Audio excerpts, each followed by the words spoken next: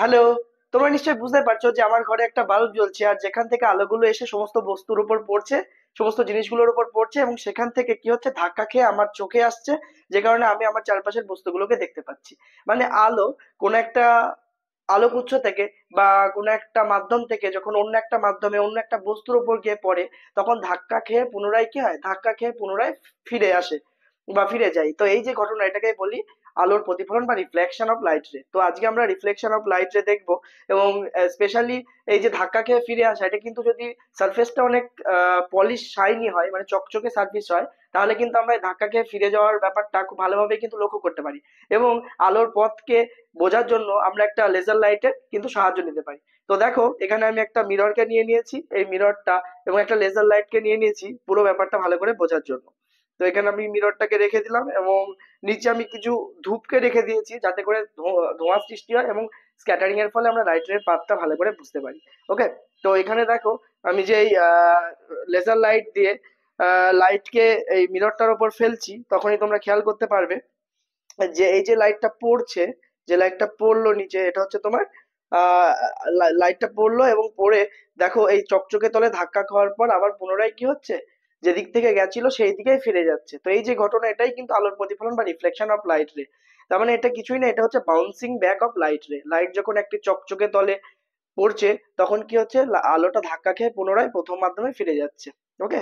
বা আরো ভালোভাবে বললে, একটা মাধ্যম থেকে অন্য একটা মাধ্যমে যখন যাচ্ছে, তখন কিছুটা অংশ কি হচ্ছে, ধাক্কা খেয়ে পুনরায় প্রথম মাধ্যমে ফিরে যাচ্ছে। যদি এটা কোনো চকচকে তল হয়, শাইনি সারফেস হয়, তাহলে কিন্তু আমরা জিনিসটা আরো ভালোভাবে বুঝতে পারি। সেই কারণে আমরা এখানে রিফ্লেকশন অফ লাইট কে বোঝার জন্য একটা আয়নাকে বেছে নিয়েছি। তো দেখো, রিফ্লেকশন অফ লাইটের আমরা প্রত্যেকটা টার্মকে এবার পরপর বোঝার চেষ্টা করব। এখানে যে আলোক রশ্মিটা গিয়ে পড়লো, অর্থাৎ যে আলোক রশ্মিটা গিয়ে এই মিররের ওপর বা পলিশ সারফেসের ওপর গিয়ে পড়ছে, এটাকে বলা হয় ইনসিডেন্ট রে বা হচ্ছে আপতিত আলোক রশ্মি। আর যে তলটার উপর গিয়ে পড়লো, অর্থাৎ যেখানে প্রতিফলন ঘটলো আলোর, সেটাকে বলা হয় রিফ্লেক্টর বা হচ্ছে প্রতিফলক তল। আর যে আলোক রশ্মিটা ধাক্কা খাওয়ার পর, অর্থাৎ প্রতিফলক তলে বা মিররে, আয়নাতে ধাক্কা খাওয়ার পর ফিরে গেল, যেটা, সেটাকে বলা হয় প্রতিফলিত রশ্মি। মানে এই রশ্মিটাকে বলা হয় প্রতিফলিত রশ্মি।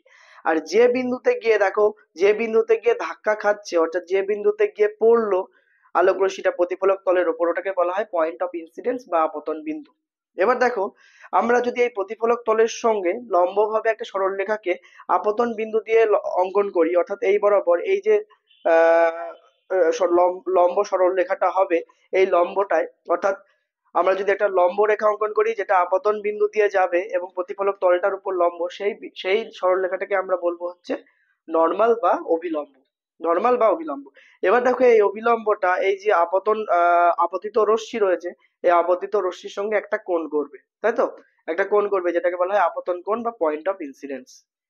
আর এই যে প্রতিফলিত রশ্মি, এই প্রতিফলিত রশ্মিটাও অবিলম্বের সঙ্গে একটা কোণ করবে, যেটাকে বলা হয় প্রতিফলন কোণ বা অ্যাঙ্গেল অফ কি, রিফ্লেকশন। ওকে। তো আমি এখানে ডায়াগ্রামটাও এঁকে দিয়েছি যে আপতিত রশ্মি গেল, তারপরে হচ্ছে তোমার মিররে বা হচ্ছে রিফ্লেক্টরে প্রতিফলিত হয়ে কি হলো, প্রতিফলিত রশ্মি গেল, এটা হচ্ছে অবিলম্ব। এবার দেখো, আমাদের প্রতিফলনের যে সূত্রগুলো রয়েছে, যে আপতিত আলোক রশ্মি এবং প্রতিফলিত আলোক রশ্মি এবং অবিলম্ব সর্বদা একই সমতলে থাকবে বা একই তলে থাকবে। তার মানে এটা কি, তার মানে হচ্ছে যদি আমি ধরো এই ওয়াল বরাবর আমি কোনো লাইট রেখে ফেলি, এই ওয়াল বরাবর ফেলছি, মানে এই ওয়াল বরাবর ফেলার পর যদি আমি কোনো একটা রিফ্লেক্টরকে এখানে রেখে দিই, তাহলে এই ওয়াল বরাবরই, অর্থাৎ এই দেয়ালটা বরাবরই কি হবে, প্রতিফলিত রশ্মি থাকবে এবং অবিলম্বটাও থাকবে। নাকি প্রতিফলিত রশ্মিটা দেয়াল থেকে সামনের দিকে লম্ব বরাবর বা কোন একটা অ্যাঙ্গেলে চলে যাবে।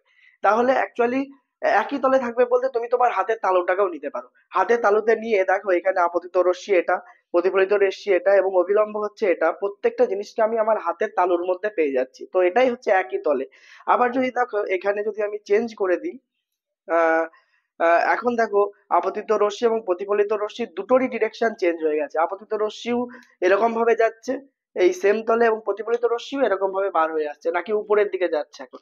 তার মানে প্রত্যেকটা জিনিস, আপতিত রশ্মি, প্রতিফলিত রশ্মি এবং অবিলম্ব, প্রত্যেকে একই তলে থাকবে, অর্থাৎ একই প্লেনে থাকবে। এটা হচ্ছে তোমাদের প্রতিফলনের যে প্রথম সূত্র, সেটা দেওয়া রয়েছে। আর দ্বিতীয় সূত্রের ক্ষেত্রে কি, যে আমরা দেখলাম যে আপতিত রশ্মি যেটা, অর্থাৎ এই রশ্মিটা আপতিত রশ্মি, এবং এটা হচ্ছে তোমার প্রতিফলিত রশ্মি, এরা প্রত্যেকেই যে অভিলম্বটা রয়েছে এই বরাবর, তার সাথে একটা কোণ করে, এখানে হচ্ছে আপতন কোণ, এটা প্রতিফলন কোণ।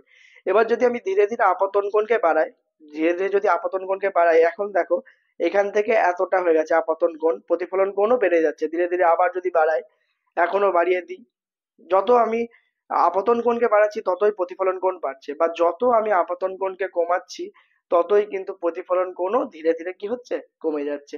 তার মানে আপতন কোণ ইকুয়ালস টু প্রতিফলন কোণ হবে, মানে আপতন কোণ সমান সমান প্রতিফলন কোণ হবে। তো এটা হলো কিন্তু প্রতিফলনের দ্বিতীয় সূত্র, অর্থাৎ আপতন কোণ angle of incidence is equal to angle of reflection.